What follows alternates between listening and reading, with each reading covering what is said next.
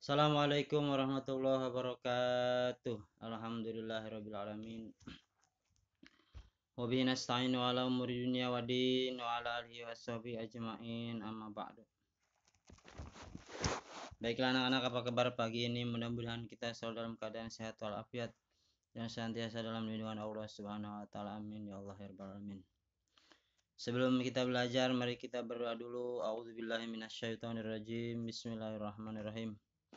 Allahumma shalli ala sayyidina Muhammad wa ala ali sayyidina Muhammad. Rabbi zidni ilma warzuqni fahma, ya Allah tambahkanlah ilmuku dan bertinggikanlah kecerdasanku, amin. Baiklah anak-anak, untuk pertemuan 15 ini buka halaman buku paketnya halaman 29, yaitu bagian D, santun dan menghargai teman. Nah, kita sebagai makhluk sosial yang saling membutuhkan, jelas kita harus saling menghormati, saling menghargai.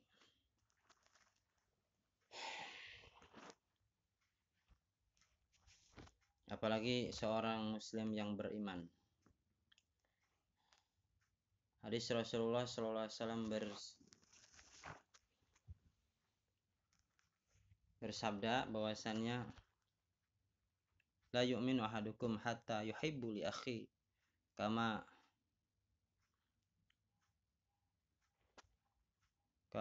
yuhibbu ila nafsi. Tidak disebutkan orang beriman itu sehingga mencintai temannya, saudara sesama Islamnya itu sama seperti mencintai dirinya sendiri. Seperti itu. Jadi jelas kita harus saling menghormati, menghargai, saling mencintai. Seorang sesama muslim harus saling mencintai dan menghormati.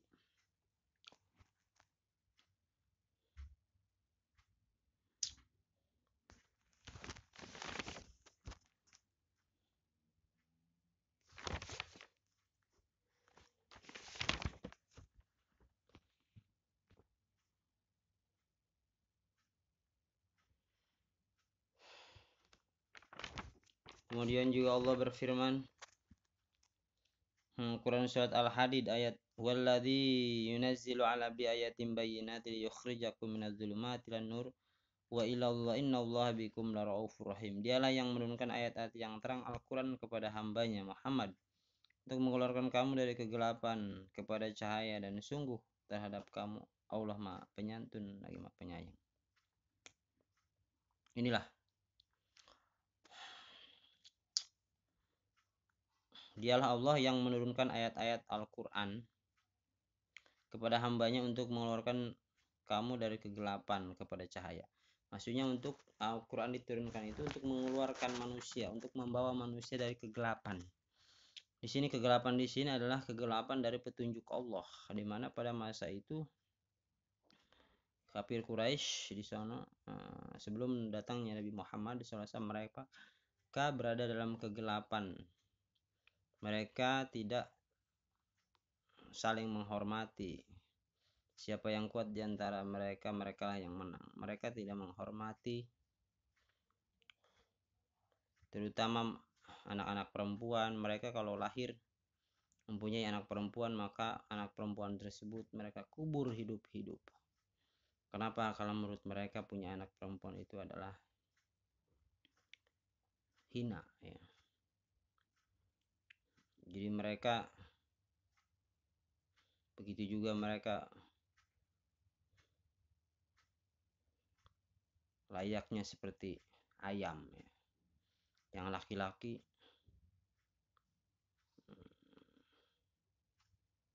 terutama Abu Jahal misalnya, mereka bebas gitu, memilih perempuan semaunya. Nah itulah, itu berada dalam kegelapan, gelap dari petunjuk dan cahaya Allah, gelap dari jalan yang lurus yang akan menyelamatkan dan membahagiakan dunia dan akhirat. Kemudian Al-Quran ini adalah untuk mengeluarkan manusia dari kegelapan tersebut kepada cahaya. Cahaya itu adalah petunjuk Allah. Setelah datangnya Al-Quran, maka yang dibawakan oleh Nabi Muhammad SAW, maka terangkatlah derajat manusia, derajat perempuan. Perempuan dilindungi.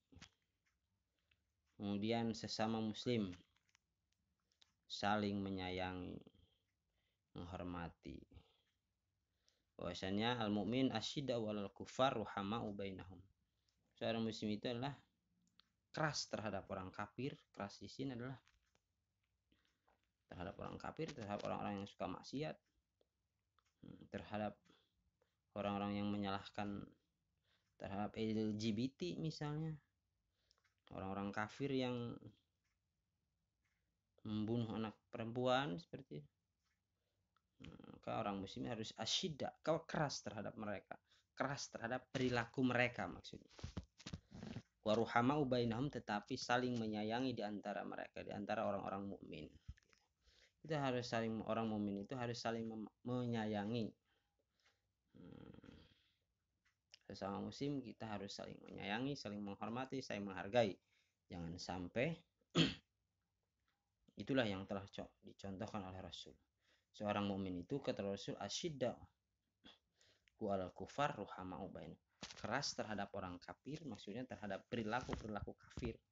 Perilaku-perilaku yang menunjukkan dia itu kafir. Contohnya perilaku-perilaku yang menunjukkan kafir itu contohnya LGBT, mabuk-mabukan. Perilaku-perilaku orang kafir, orang-orang yang ingkar. Kafir itu yang ingkar. Orang mukmin harus keras terhadap perilaku seperti itu. Korupsi misalnya, membunuh, berbuat kejahatan, orang mukmin harus keras terhadap perilaku itu. Harus menunjukkan ketidaksukaan baik dohir ataupun batin, dan mau memerangi kebatilan, kerusakan, kejahatan yang seperti itu harus diperangi oleh orang muslim. Jadi orang muslim harus ruhama'u bainahum, saling menyayangi di antara orang-orang mukmin, ya. Kemudian juga di sini adalah contoh sikap santun. Ini mengucapkan salam dan memperhatikan manis berseri.